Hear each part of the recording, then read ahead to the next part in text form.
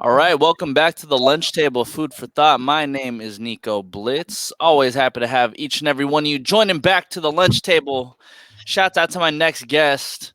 I have a heart for everybody out of the Bay Area because I am from San Francisco, California. Shouts out to Oakland, California, however.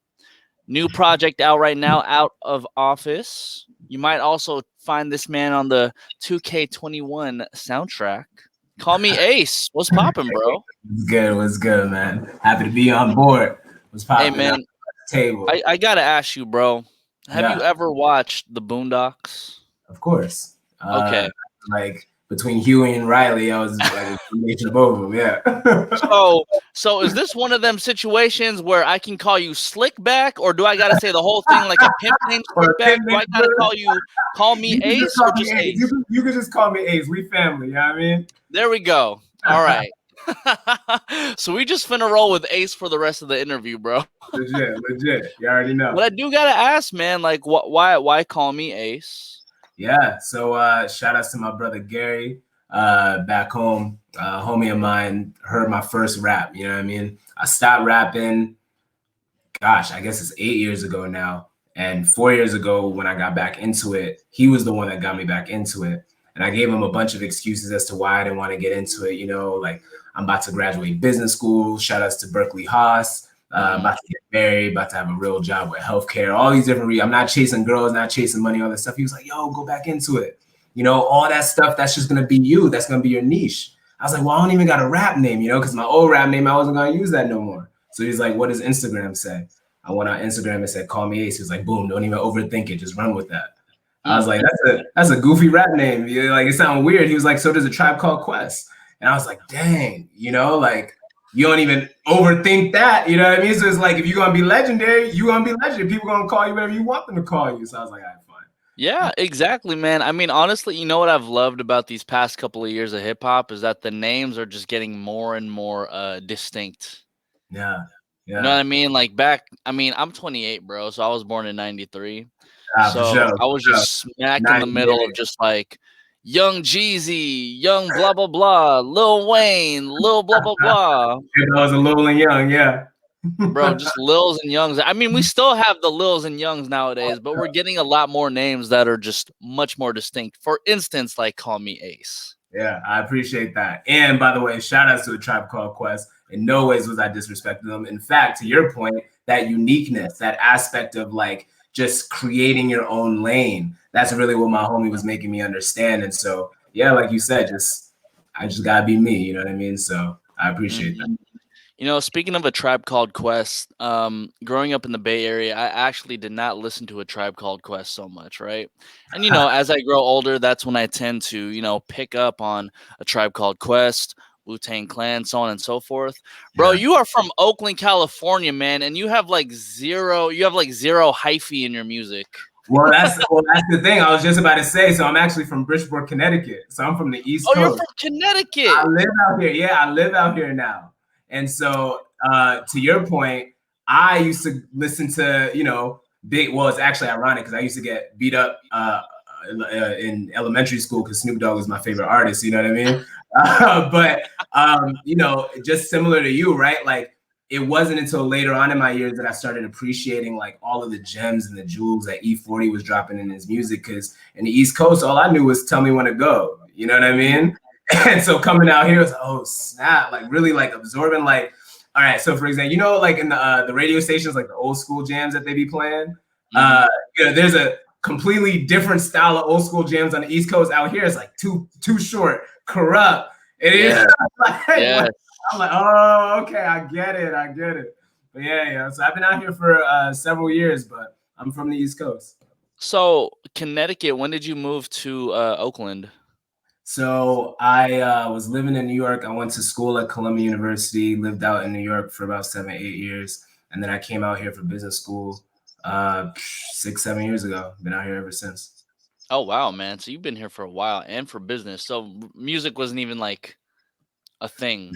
Nah. I mean, it's interesting because like I was kind of saying earlier, I used to rap when I was a kid. Art was always like my thing.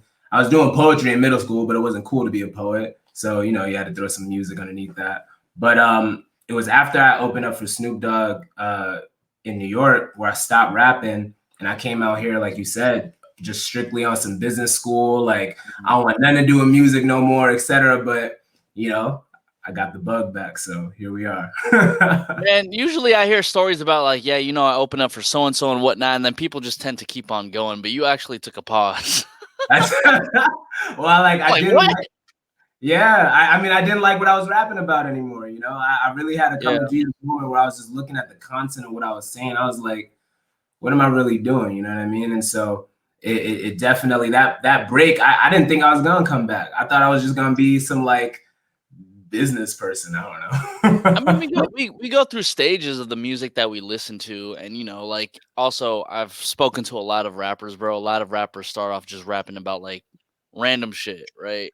And then as you grow older, you tend to rap about things that are a little bit more meaningful. Mm, Obviously, we still have people who rap about like whatever type of shit and they blow up and whatever.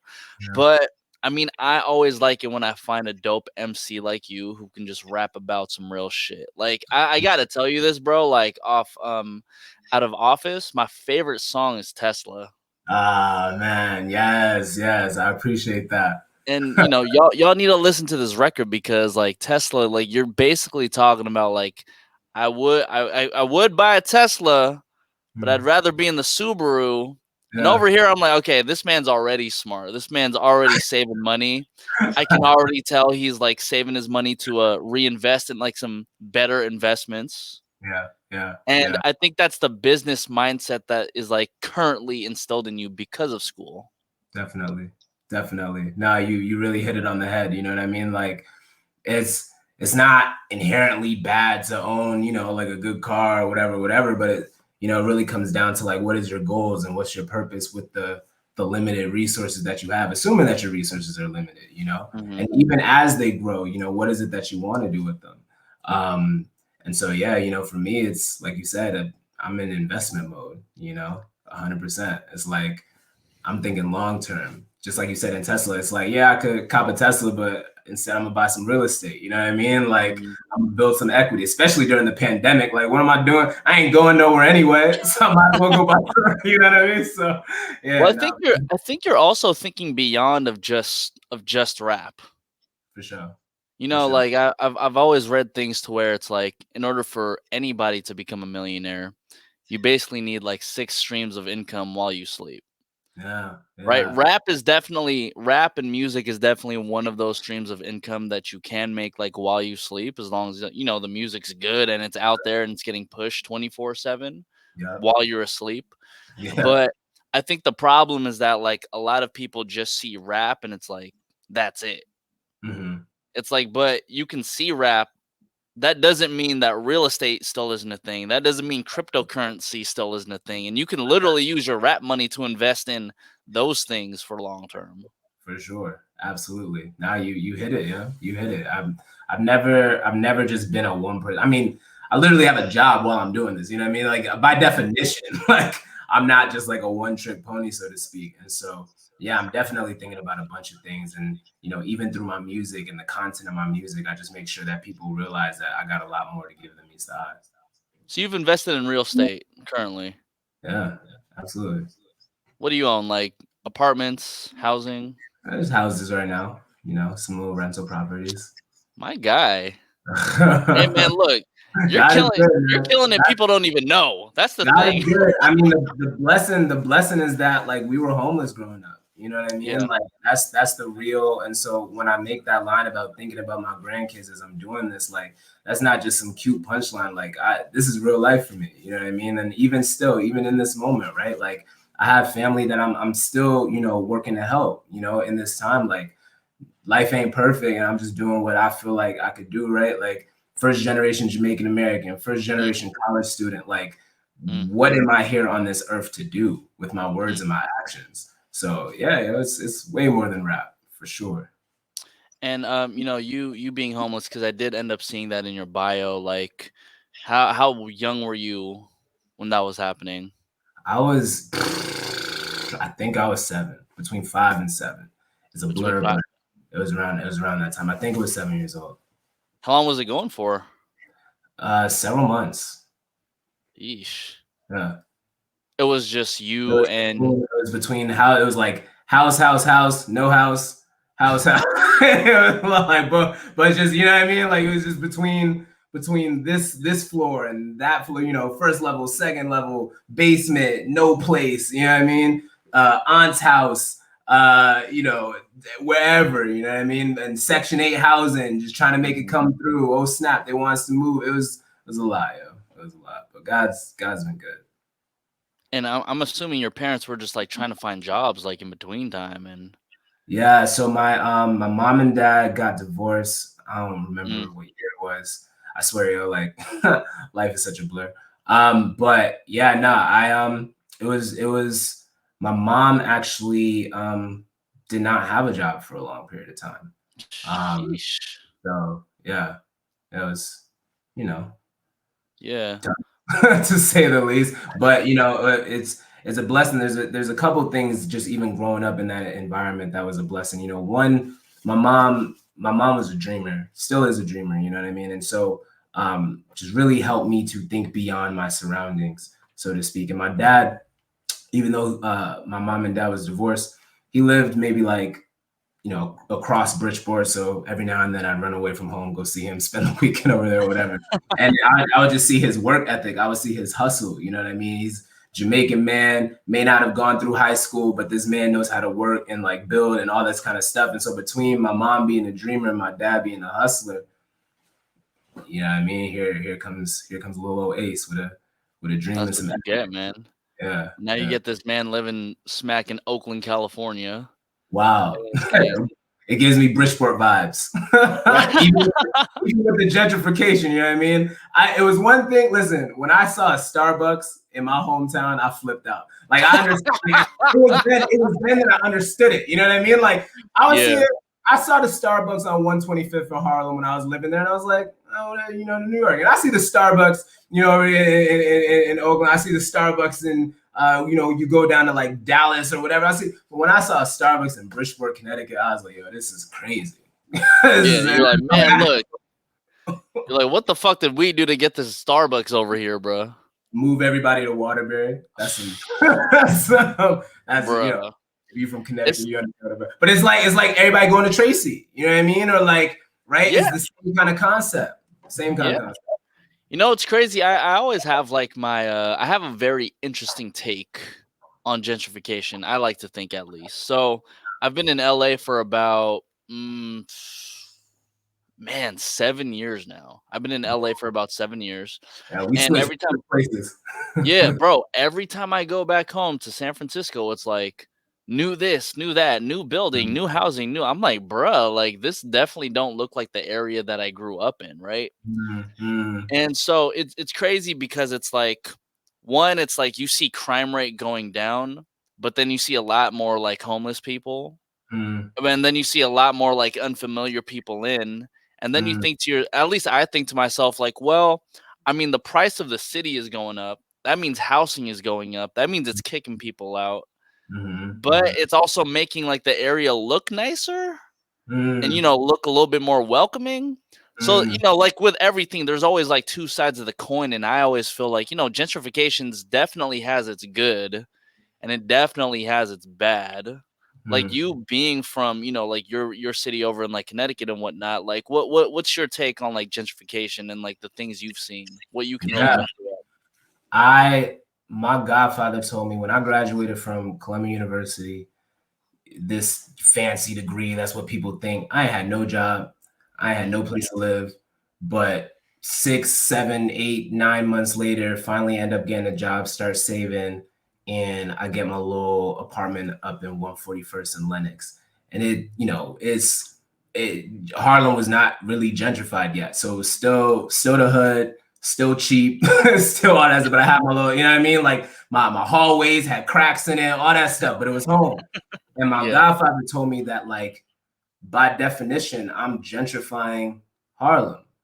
And it threw me off for a second because I'm like, I'm making under $39,000 a year. Like I'm barely surviving. Like I'm surviving off of dollar pieces and $4, you know, high roll carts and all that stuff. You know what I mean? Like I'm just as much struggling. But it's just the concept of you are coming into an area that you're not from, and you're bringing something to you with you that wasn't originally there. Like you are changing the fabric of this environment. And so he really had me thinking about, okay, well then if I'm going to live here, what am I doing here? You know what I mean? Am I just going to take the resources and keep them to myself, or pass them outside of the community, or am I going to invest in the community that I live in? And so I really made a conscious decision. It's okay, you know what I mean? Like you could move to Oakland, move to LA, move to wherever, but what are you doing in these environments that you're in?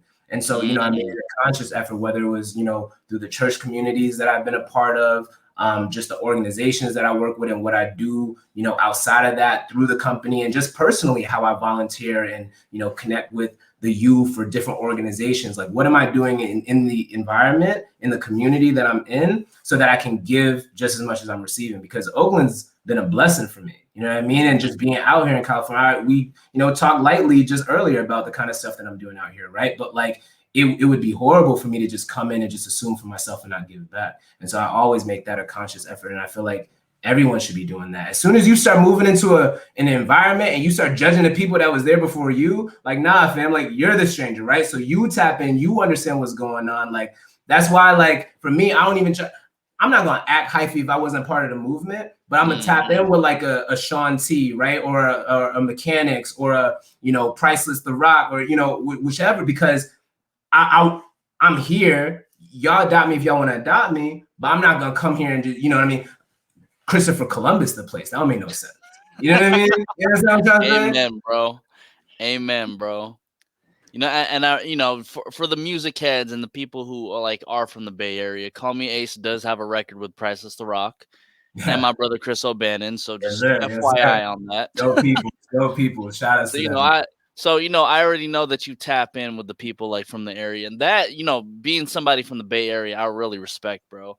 But something that I think a lot of people don't know actually is that in 2020, when shit hits the fan in the world and everybody's just trying to figure out how the fuck we're gonna make some money, your EP, man, I read this, but you actually donated your pre-order money for your EP to Faith in Action's Live Free campaign to end social injustice. Yeah. You raised $10K, bro, alongside with Google. Yeah. That's right. Man, talk about giving back, bro. Like, God is good. God is good.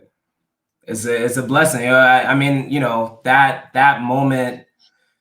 I mean, just even that creation of that project, it wasn't something that I necessarily wanted to do. I didn't want to. I mean, I was just as frazzled by the murders of our people as anyone else, But just going back to why I'm even making this music, it is a service for me. It is to live with purpose and to live beyond myself. The messages that I'm given, like, I want to encourage, I want to inspire, I want to provide hope for those that are feeling hopeless, this, that, and the third. And so, a few people during that time was like, yo, I would love to hear what Call Me Ace has to say at a time like this, So it was a necessary challenge for me to create something and, let out my thoughts as raw as they were. That was one thing. But then the other thing was like, okay, well, then what am I going to do with this? Because I don't want to just profit off of pain. And I'm not going to make a minstrelsy of the situation. And like, oh, look at me. Like, I care about Black lives. Like, I've always been, my whole life has been Black Lives Matter. You know what I mean? My whole life, we could go on. That's a whole different, you know what I mean? I could talk about, being wrongfully detained, for looking like a robber, or, I can, talk about like my experiences in a predominantly white institution, like all those different things. But, at the end of the day, what am I doing this for? And so, I made that conscious decision to, use this as a fundraising. I've never done that before, but I was like, hey, first time for everything. And why not now? So yeah, man, I'm just thankful that it worked out, and that, the people that support me were definitely on board. And you know what? I've found that within this past year, especially because I've been like doing my thing on Twitch, bro. And it's like Twitch is basically a community where it's like the more you give, the more you receive. Wow. And that's biblical. Bro, it's insane. Like, Twitch is literally the definition of that. Nice. And so to know that, like, somebody of you. Let me just paint the picture for everybody, right? Like, grew up basically homeless for a couple months and whatnot. Went to college, did your thing. Now you're living out here by yourself, I'm assuming, or at least with, like a roommate. Oh, with the wifey. Shouts out to wifey in the building. You're living with wifey. Like one though. And even like your whole mantra of just like, I'm making like $35K a year or whatever, and you still have the energy to give back to the community with something that you love to do, which in this case is music. Like, bro, not a lot of people have that same mindset that you have, man. So I gotta let you know that I truly appreciate that, because I feel like as human beings, it's crab mentality. I think the world, especially in the US, they teach us crab mentality. Get yours before somebody else can get theirs, especially if you guys are trying to get the same thing. Wow. No, I respect that. I appreciate what you're sharing, and I'm driven by my faith, man. This life it's not about me. Like I said, like you were saying earlier, it's better to give than to receive, and this is service for me. Just like I've watched people cry, listening to my music. I've seen people, be ecstatic. Someone just hit me up an hour ago being like, I'm so thankful I accidentally clicked this video. This is the best music I've ever heard. Like I get, right? And I'm just seeing how I've had somebody hit me up randomly, was like, yo, I've just been meaning to tell you that your music inspired me to go be a yoga instructor. And I'm like, that's not even what I rap about, but just the concept of what I do and how I do it, right? Like, yeah, what a blessing that I'm out here doing something to, affect human life. And come on, man, like this isn't about me, And so I try to be intentional with that, every day. What do you feel like the purpose of life is? I don't ask people that. But what do you think it is? Man, I truly believe that we are all made in the image of the Creator, and to be in unison with that Creator, and to have that relationship, to love God and to love our neighbors as we love ourselves. Like, that's a crazy sense of love and oneness. And I really do believe that we all have this like longing to be loved, longing to be accepted, that's why we see, especially in the music industry, people doing crazy stuff for clout, crazy stuff for affection, for attention, and all this stuff for validation. And did I get nominated for this award? Did my song hit this chart? Did my like all these things to fill this void that I feel like we all really, truly, deeply have and want filled. And we like, that's our craving, and to have that filled properly, I truly believe that that's what it's about. And then show people like, yo, this is how you can be filled. This is how you can live a content life. Even if you don't listen, when I had nothing, even like after college, walking with the Lord and everything, broke, couldn't afford it. I'm sleeping on my friend's couch. I'm sleeping, like on my other friend's floor, saying, thank you, Lord. You know what I mean? That's like, it's not about the stuff, and I know what it's like to not have nothing. And I know what it's like to own property, but that's not going to change who I am. You know what I mean? And it shouldn't. And to have that sense of contentment and fulfillment. And listen, I'm not perfect. There's some days you wake up and you're like, man, like I'm ambitious. I want more of this. Or I want to do that. But like, I get put in my place. I get reminded of what's important. Shout out to my community that, keep me grounded. Don't treat like, call me Ace. Don't just call me Ace just because, you know what I mean? Like, out of deference or whatever. Like, but you have some people that feel like, oh man, like you must be on top of the world. You make your music's on sound. You hit the Billboard chart. It's like, yo, I'm a normal. I gotta take out the trash after this. You know what I mean? Like, man, tell me, bro. Tell me.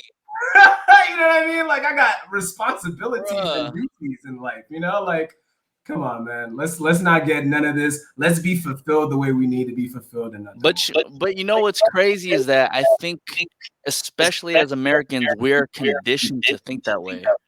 Of course, that's our culture. And especially in California, our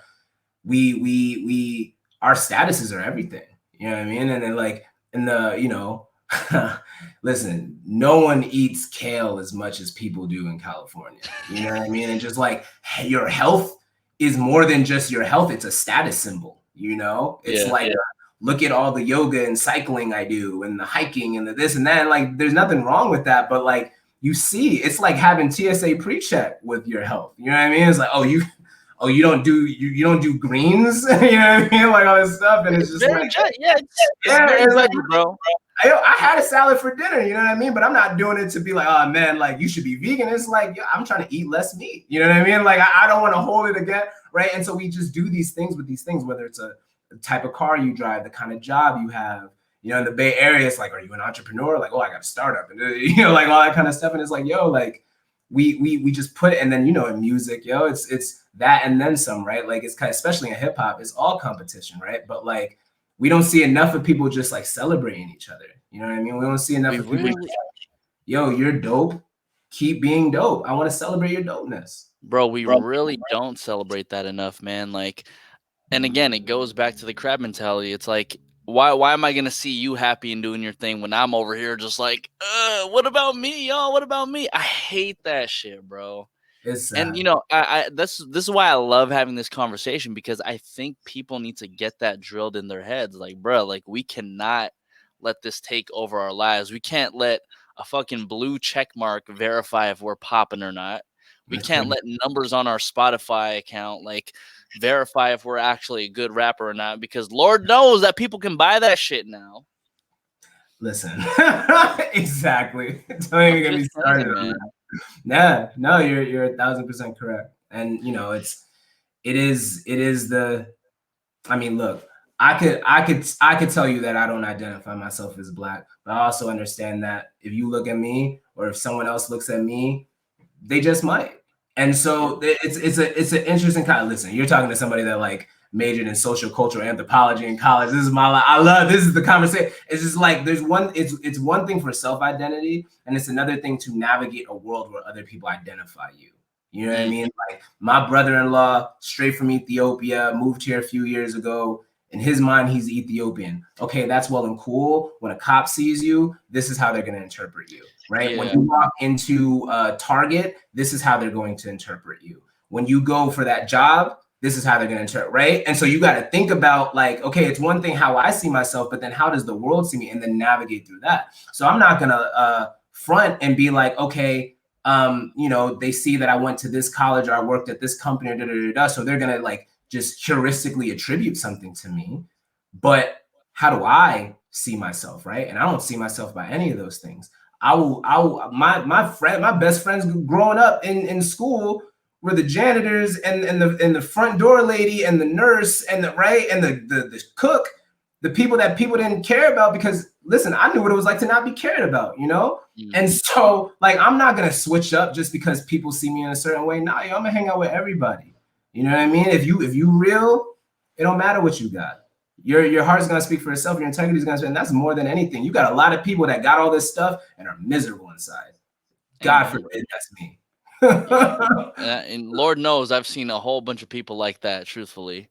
But I've also met a whole bunch of people like yourself who have like, you know, just such a good head on their shoulders, bro. And I really appreciate that you're able to share this knowledge. Speaking of which, man, I did also see that you have a school workshop tour. Yeah. It's been fun. And what you do is, and please correct me if I'm wrong, but can you talk about that school workshop tour that you got going? Yeah, definitely. I had just spoke to Florida State University yesterday. And so what this is essentially, there's 10 schools on the docket. Can't remember them off the top of my head right now, but you know, I just did UC Berkeley, FSU, did USC, got Irvine on the dock, I got Columbia on the dock, and a few more on the dock. And yeah, just an opportunity for me to just meet students, share my story, share my journey, how I've navigated the corporate world, how I've navigated the music industry as an independent artist, answering questions, and really just connecting to the student body, you know, providing any kind of resources, wisdom, mentorship that I can across the semester. So it looks like you have, based off the notes I got, it looks like you got 5 takeaways about becoming an emerging artist and a creative executive. Yeah. Can you bullet point those for us? Yeah, I got you. So, you know, really, when I think about my journey, everything that we've just talked about up to this point, right? Navigating school, job search, all that stuff. What are the tenets that really, brought me through? One of them is just understanding my background, understanding where I came from, recognizing that just by virtue of where I was born and by who I was born, it gives me certain privileges and it doesn't, right? Like being a first generation Jamaican American meant not only do I the color of my skin, but also I had an American passport, right? And so that in itself, created different privileges that I didn't even ask for. Being born in the inner city, versus being born with a a wealth of horses in the background, and what I mean, like made cleaning up for me, right? Like that. So being birthed in that, right? Understanding that. Also, then understanding the environment that I lived in, understanding, right, like the culture that I was born in, right? The Jamaican family, but also in America, as opposed to being born in Jamaica with a Jamaican culture and Jamaican surroundings, right? I didn't get whooped in school, like that wasn't a thing. But in Jamaica, like, you get beat, what I mean? That's it. And so just like the environment, the people that I hung out with, the music that I listened to, the language that I spoke, the people in my surroundings, like leaving Bridgeport, Connecticut was a big deal. You know what I mean? Right? Like I lived in this bubble, so to speak, right? And so understanding what opportunities were given to me versus which were the opportunities I had to go seek out. That's important. Understanding where your faith is. At the end of the day, not everything is going to come to you. And so what happens when you don't get your way? What happens when things fall down? You shot your shot. Let's say you're doing a fundraiser, you want to hit $10,000, you only get like $2,000. What are you going to do? What does that say about you? Right? Like what do you say about the situation? All that kind of stuff. And at the end of the day, what is your purpose in life? I could give you two more, but I don't know. Yeah, keep going, bro. Keep going. I'm with it. Yeah. Are you learning? Having a desire to learn, as opposed to just kind of being like, this is it. Being a student always, that's one of the principles at the school that I went to, Berkeley Haas. But my aunt, rest in peace, something that she told me dropping me off at school was learn something new every day. And so are you moving forward? And the only way to really move forward is by learning, applying, you know what I mean? Like, because as soon as you think that you know everything, that's when, you know what I mean? As soon as Blockbuster thought there was nobody coming after them, that's when Netflix came through. That's when Netflix happened, bro. Come on. Knocked them out, right? As soon as Kodak was like, we got them, you know what I mean? Digital phones came in, they take pictures. And you know what? Netflix started to sleep too, because now we got Disney Plus, now we got Hulu, bro. And so like, how are you learning? How are you applying? How are you evolving? And the last thing is just, it's, I mean, we talked about it too, right? It's less about the things that you're acquiring. It's more about what you're giving. And so what is that impact in your life? Are you seeing the fruit of the work that you're doing? Understanding your why and why you're doing it. Are you just doing the stuff because, it looks good. It looks good on the resume. People think it'll be dope and therefore I do it, because you realize that those are shallow reasons. And when the rubber hits the road and things get hard, you look at the shallowness of the things that you're doing and you realize there's no depth to it, and so right? And so are you really fulfilling what you're here on this earth for? And so just understanding how I've been able to navigate a lot of the hardships, man, is the depth of like I was saying earlier, like I've seen the impact. I've seen people say your music is helping me get through a dark time right now, right? Like that impact, that's what's going to, give me that strength. 2 a.m., exhausted, got to wake up in 5 hours for work in the morning, but I got to finish this song because I know what this song is going to do, and I know who I'm doing it for. I know why I'm doing it. Having that sense of purpose, that impact is key. So those are the 5. Hopefully, look, whoever listened, they can receive it. All I know is I'm chopping that up. I'm putting this part on Instagram or something, man. People need to retweet this part. I promise you, it was like 5 gems that you could just take with yourself. The one I took the most out of it, bro, though, is what your aunt said. Make sure you learn something new every single day. Absolutely. I think if you do that, you will never feel stagnant. Never. Never. Absolutely. You're absolutely right. Call me Ace. That was an amazing way to just end this interview. Honestly, like you have been such a blessing to the lunch table and a blessing to other people, I'm sure, bro. So thank you so much. The album Out of Office is out right now. If there's a song that you can direct people to, which one would it be? I already said Tesla, so you got to You pick already another said song. Tesla. Gosh. I love them all, right? You know what? Listen to Hope. Listen to Hope. That'll just show you the depth, how far I can go. All the songs are great. All the songs are dope. But when you listen to Hope, you'll realize what I'm about for sure. There we go, man. And where can everybody find you, bro? Call me Ace, 3 words. You can find me, like you said, on Apple Music, Spotify, Tidal, YouTube, all that stuff, and IG, all the social media platforms. Call me Ace legit. And I'm a real human being. So you reach out, let me know what you think of the music. I'll hit back. I'm a real human being. So definitely tap in. And I got a lot more in store. I just dropped, matter of fact, last Friday, Out of Office live album performance. I performed a few of the songs live. So. I saw that. It's like a 14-minute video on YouTube. Yeah. Yeah, definitely. Yeah, I miss stages, man. I miss headlining shows, running through the crowd, all that stuff. So I thought, man, look, I be telling all these artists, man, y'all need to hop on Twitch. Yeah. It's not a wave, it's a thing.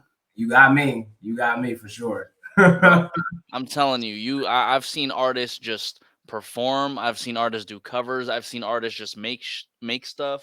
Yeah. Matter of fact, Ill Mind is on every day making some beats. Grammy award-winning Ill Mind is on making beats every single day on Twitch. I'm just saying. Fantastic. Yeah. I'm just saying, man. Anyways, this is the Lunch Table, food for thought. My name is Nico Blitz. Shouts out to my guy. Call me Ace. Peace out, everybody. Enough respect.